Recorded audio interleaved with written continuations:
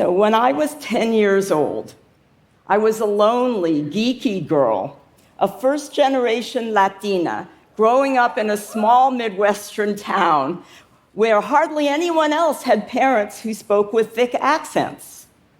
But then I came across Tolkien's fantasy trilogy, The Lord of the Rings, and I fell in love.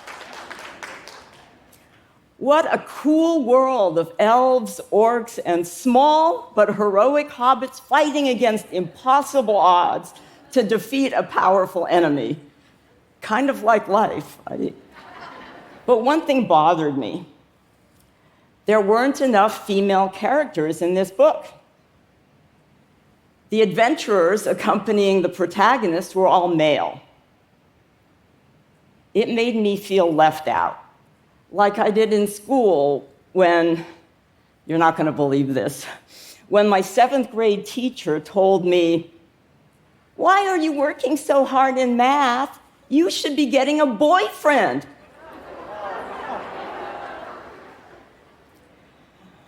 But worse, it offended my sense of fairness. Surely girls could have adventures too. So what could I do? I sat down with my spiral notebook and I rewrote the story. I regendered a couple of the main characters, and I added new scenes, like one where a female hobbit devised a clever plan to foil the Balrog, a monster who caused the death of one of my favorite characters. By reimagining Tolkien's fantasy world, I was creating a place where someone like me could feel at home. Writing my story gave me comfort, but it also taught me a lot about how to write. I never shared that spiral notebook with anyone. But what I didn't realize then was I was writing something called fan fiction. A story based on characters or settings from another's work, and that I was not alone.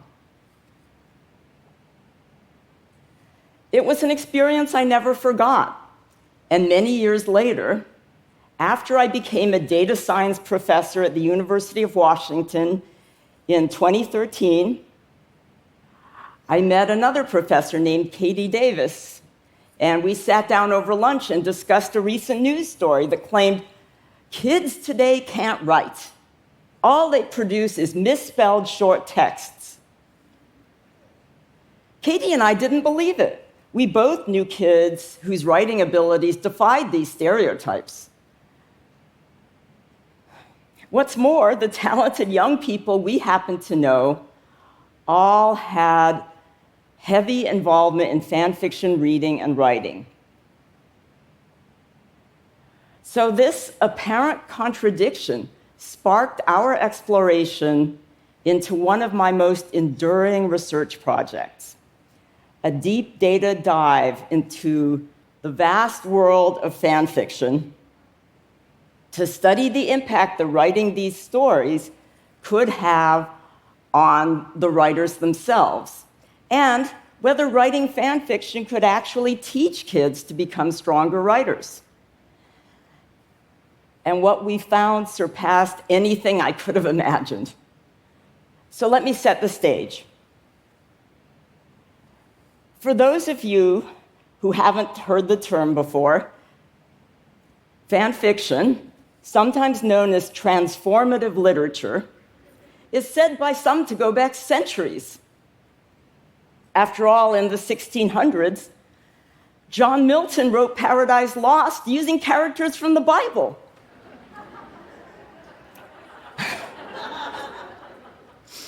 But today, scholars generally feel that modern fan fiction traces its origins to typewritten zines, written by Star Trek fans in the 60s and 70s. And with the growth of the internet, barriers to sharing have been lowered further. Millions of people are writing and sharing fan fiction on a variety of websites around existing plots like Harry Potter, Twilight, Naruto, My Little Pony, and Pokemon, and many others. You probably have a teenage relative or neighbor who reads or writes fan fiction. These stories are wildly diverse and may be creative, thoughtful, or hilarious. You might find titles like, "When Harry Potter Accidentally Started a Cult," or "5 times Hermione snobbed Harry, and 1 time she didn't." The sheer quantity of fan fiction that's been produced is astonishing. In the past 20 years alone, over 60 billion words of fan fiction have been written and posted on a single online site, fanfiction.net, which is only one of many fan fiction hubs. Now compare that with the amount of fiction written in the English language that's been traditionally published in all of human history. 80 billion. So this is an incredible outpouring of creativity. And on this site, it's written primarily by young people. This site's 15 million members write in 44 different languages, and their median age is 15 and a half. Most of the authors are between 13 and 21, and most are teenage girls. 73% identify as female, and interestingly, more fan fiction authors identify as gender nonconforming than male. Authors we interviewed told us they wrote fan fiction because they loved the characters and worlds. And over again, they told us how much they learned about writing from participating in these communities. Here's an example. One author told us she started writing fan fiction at age 13 when she had this intense crush on a fictional character. It led her to write fan fiction with phrases like gorgeous cerulean orbs or manly hunks of muscle. Kind of embarrassing. And she told us, but reviewers were kind enough to be positive about my amateurish fangirl postings, mostly because they also liked this character. But they also pointed out my uses of cliches and overwriting. As a result, I learned to be sensitive to these types of bad writing. Today, I've published original fiction, and no one has ever called me out on a florid writing style.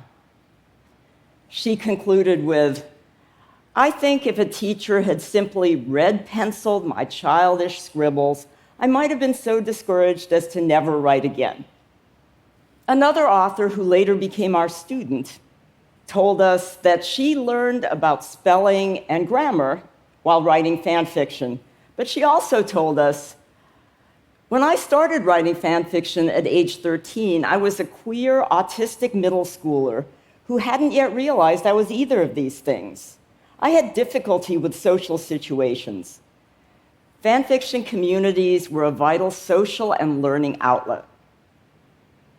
Today, she's done something that few undergraduates ever have. She's published a first author academic paper in a top-rated venue.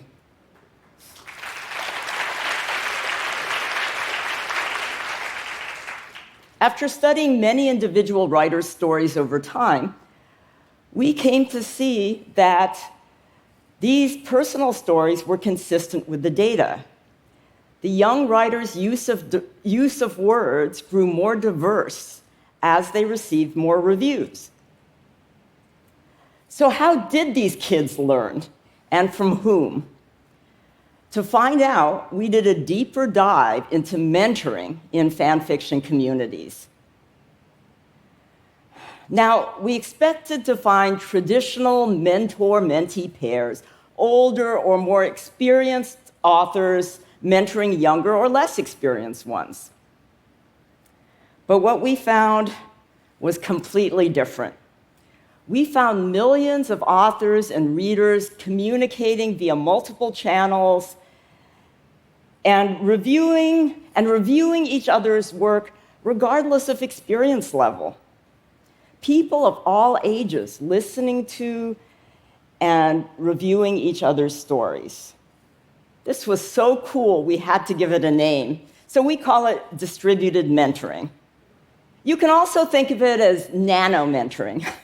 Each piece of mentoring is tiny on its own, but the combination of all of it is much greater than the sum of its parts. A key attribute of distributed mentoring is its abundance.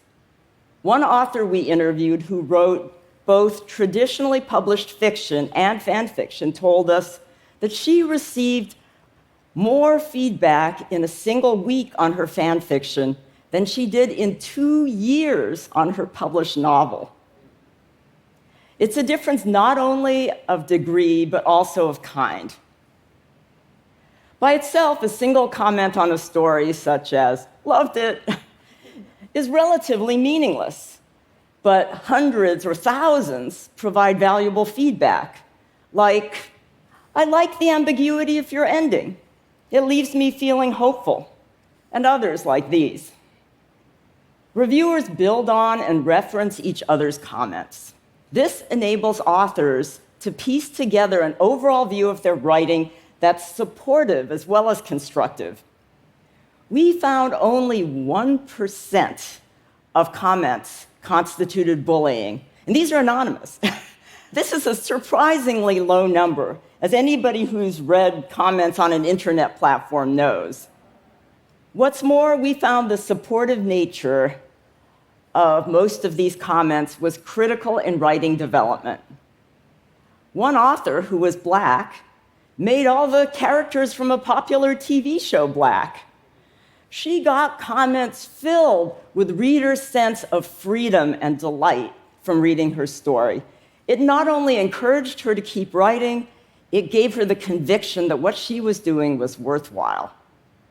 And so, through this research, Katie and I found ourselves not only believing that, yes, kids can be good writers, but also that fan fiction and distributed mentoring could be used in formal education.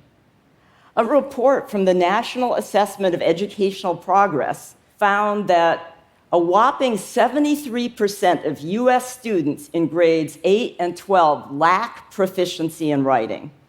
Research has shown that adolescence is a wonderful time to improve your writing skills. And the popularity of fan fiction in this age group shows what an opportunity there is to use it as a learning tool. So, here's how I'm imagining it. Students with similar interests from school districts across the country could be connected with one another to get and give anonymous feedback on their writing. It must be anonymous. I know this from personal experience. Teachers could moderate the channels to make sure feedback was constructive, as well as helping students learn from it. If this work grew burdensome for teachers, hierarchical moderation could help, which is a system where members themselves can report negative or abusive comments, and volunteer moderators from among the students could decide which ones to delete, with teachers weighing in only when necessary. This technique is used in many large online communities, and lots of adolescents are familiar with it. Fan fiction is a private universe that's become a welcoming community, particularly for those from marginalized groups. This vast and vibrant resource for kids who have something to say is especially meaningful to me when I contrast it with the isolation I encountered growing up Latina in the US. And sometimes I wonder what would have been different in my own life, and maybe in many other people's lives, if only we could have access to this supportive community of millions of young people and their distributed mentoring as kids. Thank you.